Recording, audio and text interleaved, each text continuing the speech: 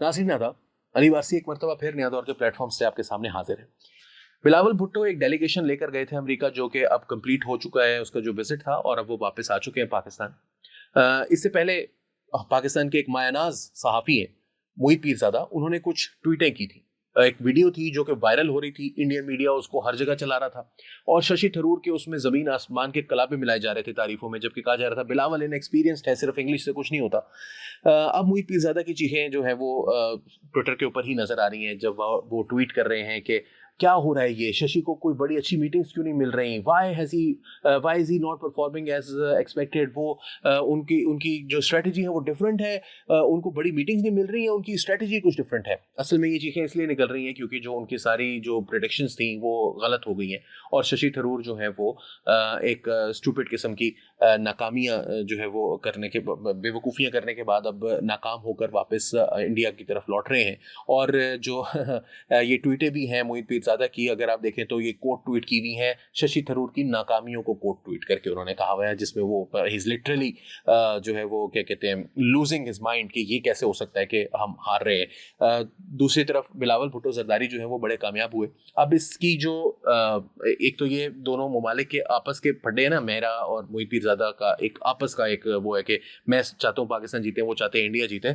लेकिन एक ऐसा मुल्क भी है जिसका इस मामले में इतना बीफ नहीं है, ऑल्दो थोड़ा सा प्रो इंडियन है। वो स्टिम्सन सेंटर से ताल्लुक रखते हैं, एक सीनियर फेलो है डैनियल मार्की, उन्होंने इंटरव्यू दिया है, थिंक टैंक है एक बड़ा, और उन्होंने इंटरव्यू दिया है करण थापर को, जो कि पाकिस्तान इंडिया को वॉच भी कर रहे थे। रिपोर्ट्स वगैरह भी स्टिम्सन सेंटर से इस जंग के हवाले से आई हैं, या एंगेजमेंट कह लें, जो भी मिलिट्री एंगेजमेंट। उसके अंदर उन्होंने ये कहा कि इंडिया का जो प्राइमरी फोकस था वो इंडियन ऑडियंस थी। थिंक टैंक से जिनसे वो बात कर रहे थे वो पहले से ही इंडिया से ताल्लुक यानी इंडिया के माइंडसेट से वो कंप्लीटली उनकी हम आहंगी है। सिमिलरली इनकी जो बड़े लोगों से बात हुई, जेडी वैंस से मुलाकात हुई, but JD Vance was right here when it happened. Pahalgam जब हुआ तो जेडी वैंस उस वक्त भी इंडिया के अंदर ही मौजूद था, तो कोई बहुत बड़ी कामयाबी नहीं है। और ये कहना कि जी बिलावल की उससे मुलाकात नहीं हुई तो ये कोई बहुत बड़ी कामयाबी है इंडियन गवर्नमेंट की या इंडियन डेलीगेशन की। तो जेडी वैंस तो उसकी बीवी इंडियन है, वो तो पहले ही इंडिया का मतलब आप समझ लें कि एक पिट्ठू ही है, या पिट्ठू ना कहें तो उनके वैसे he is very favourable towards India.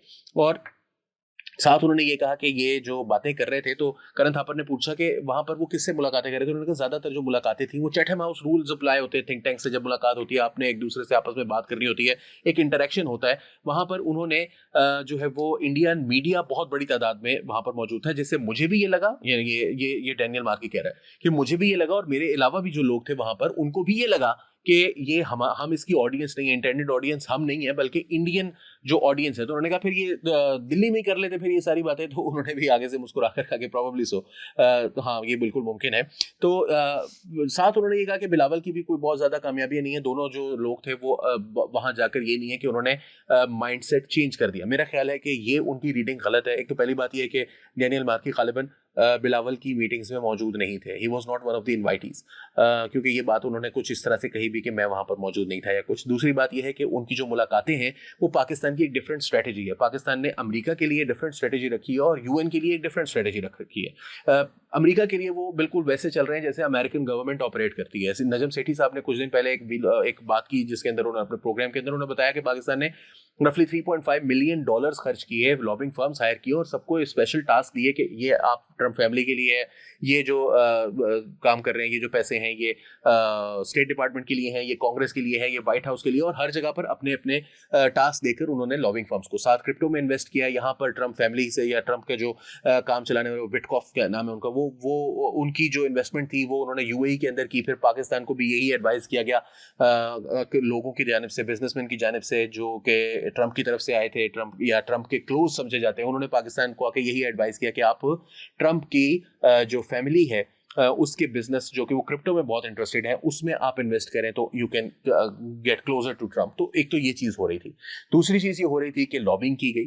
तीसरी चीज जो कि उनको लगता है कि जी यूनाइटेड नेशंस इतनी इंपॉर्टेंट नहीं है, मगर अगर आप ये देखिए चाइना का रोल यहाँ पर भी जो है वो बहुत सिग्निफिकेंट है। चाइना की एक पॉलिसी है जिसे ग्लोबल सिक्योरिटी इनिशिएटिव, चाइना का ग्लोबल सिक्योरिटी इनिशिएटिव कहा जाता है, या ग्लोबल डेवलपमेंट इनिशिएटिव कहा जाता है, जीडीआई जीएसआई। जो डिप्लोमेटिक उसके अंदर सिक्योरिटी के पॉइंट ऑफ व्यू से, जब वो डिप्लोमेटिक जो उनकी आउटरीच है उसके अंदर वो बहुत फोकस करते हैं मल्टीलैटरल जो क्या कहना चाहिए उनको, फोरम्स हैं उनके ऊपर, चाहे आप आसियान को देख लें, चाहे आप शंघाई कोऑपरेशन ऑर्गेनाइजेशन को देख लें, चाहे यूएन के अंदर सिक्योरिटी काउंसिल के अंदर देख लें, चाइना कॉन्स्टेंटली अपना काम करता रहता है। चाइना ग्लोबल साउथ को रिप्रेजेंट करने की एक अपने आप को जो है वो एक लीडर कहता है ग्लोबल साउथ का, उसको रिप्रेजेंटेशन करने की उसकी ख्वाहिश है और उसका क्लेम है कि वो करता है। चाइना की जो ग्लोबल सिक्योरिटी इनिशिएटिव के तहत उसका जो फोकस है वो यूनाइटेड नेशंस के ऊपर बहुत ज़्यादा है। वो समझता है कि यूनाइटेड नेशंस जैसे जो ग्लोबल फोरा हैं इनको इस्तेमाल किया जाना चाहिए है अपने डिप्लोमेटिक जो गोल्स हैं उनको अचीव करने के लिए। पाकिस्तान को भी उनकी यही एडवाइस थी, which is why Ashok Sven said कि जिस वक्त बिलावल भुट्टो जरदारी मीटिंग्स कर रहे थे, सॉरी शशि थरूर मीटिंग्स कर रहे थे इंडियन डायस्पोरा से और गाने गा रहे थे, उस वक्त बिलावल भुट्टो जरदारी और उनका डेलीगेशन यूनाइटेड नेशंस के जनरल सेक्रेटरी और यूनाइटेड नेशन सिक्योरिटी काउंसिल के मेंबर स्टेट्स के रिप्रेजेंटेटिव से मिल रहे थे।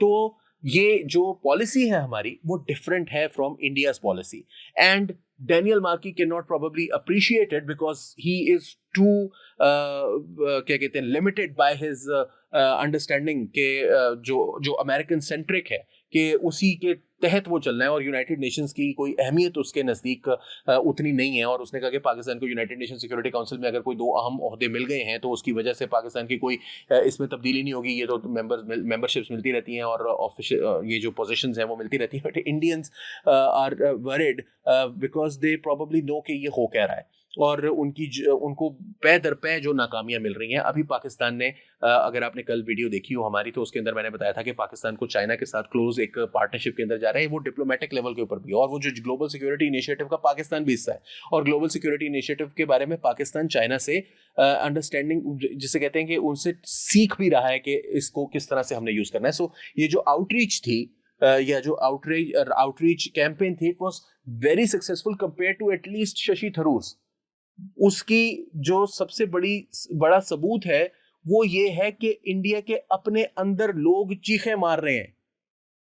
करण थापर इंटरव्यू कर रहा है आखिर जाके बुला के डेनियल मार्की को, वो कह रहा है वो नाकाम हो गया, कैसे नाकाम हो गया, क्या हो गया उसको। अशोक स्वेन वहां पर ट्वीटे कर रहा है, उसकी चीखें निकल रही है, कोई वजह है। So be proud of what your leadership has done, Be proud of what Pakistan has done। ये किसी सियासी जमात की कामयाबी नाकामी नहीं है, ये पाकिस्तान की कामयाबी है और पाकिस्तानियों को इसके ऊपर खुश होने का मुकम्मल हक है। तो हमने ये चाहा कि आपको ज़रा समझा दें कि ये जो एंगेजमेंट थी इसमें कौन जीता। Pakistan came out as clear winner. Ali Warsi को फिलहाल के लिए नया दौर के प्लेटफॉर्म से इजाज़त दीजिए। आदाब।